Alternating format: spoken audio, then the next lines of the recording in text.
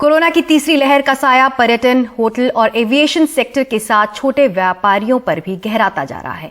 अब उद्योग जगत ने वित्त मंत्री से इस साल के बजट में कोरोना से प्रभावित सेक्टर्स के लिए राहत पैकेज देने की मांग की है। कोरोना की तीसरी लहर के दौरान दिल्ली समेत प्रभावित राज्यों में व्यापार पर लगने वाली पाबंदियों की वजह से अर्थव्यवस्था में सुधार की प्रक्रिया फिर धीमी पड़ती जा रही है।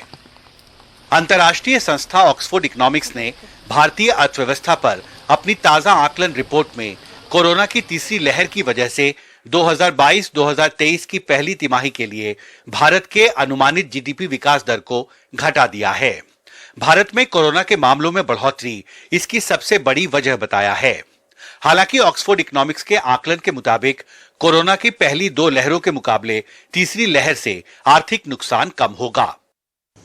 सबसे ज्यादा असर छोटे व्यापारियों पर पड़ रहा है। बजट पेश होने से पहले आई तीसरी लहर को देखते हुए व्यापारी संगठनों ने वित्त मंत्री से बजट में राहत पैकेज की मांग की है। दिल्ली सरकार ने जिस प्रकार से प्राइवेट ऑफिस में प्रतिबंध लगाया और D1 लगाए, उसके साथ साथ पूरे देश में सभी राज्य सरकारों ने अनेक प्रकार के प्रतिबंध लगाए हैं। उससे देश का रिटेल व्यापार बुरी तरीके से डगमगा गया है। लगभग 60% का व्यापार देश में खत्म होने के कगार पे है। हमारी केंद्र सरकार से मांग है कि व्यापारियों के लिए एक सपोर्ट पैकेज लाया जाए, जिसमें कम ब्याज दर पर बैंकों और फाइनेंशियल इंस्टीट्यूशन से व्यापारियों को आसान किस्तों पर लोन की सुविधा दी जाए। मौजूदा वित्तीय साल में उद्योग जगत को कोरोना की दूसरी और तीसरी लहर से जूझना पड़ा। अब उद्योग संघ फिक्की ने वित्त मंत्री को सौंपे प्री बजट मेमोरेंडम में ये सुझाव दिया है कि कमजोर पड़ी अर्थव्यवस्था को जल्दी पटरी पर लाने के लिए टीकाकरण की रफ्तार तेज हो। अगले 5 साल जीडीपी का 3% स्वास्थ्य के ढांचे पर खर्च हो। शहरी इलाकों में बेरोजगारी के संकट से निपटने के लिए गरीबों को मनरेगा के अधीन काम मिले और छोटे और लघु उद्योगों को ज्यादा कर्जा दिया जाए। कर व्यवस्था में सुधार हो।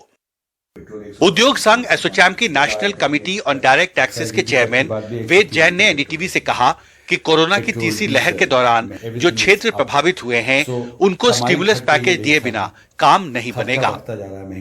देखिए, जो कोरोना की जो तीसरी लहर आई है, इससे जो आज की डेट में इकोनॉमिक परिस्थिति है उसमें बदलाव आया है और आगे भी आएगा। जैसे कि आज की डेट में टूरिज्म इंडस्ट्रीज है, उसके ऊपर बहुत इफेक्ट है, होटल इंडस्ट्रीज है, उनके ऊपर बहुत इम्पैक्ट आया है। तो ये इकोनॉमी पे कहीं ना कहीं डिमांड प्रॉब्लम क्रिएट करेगा।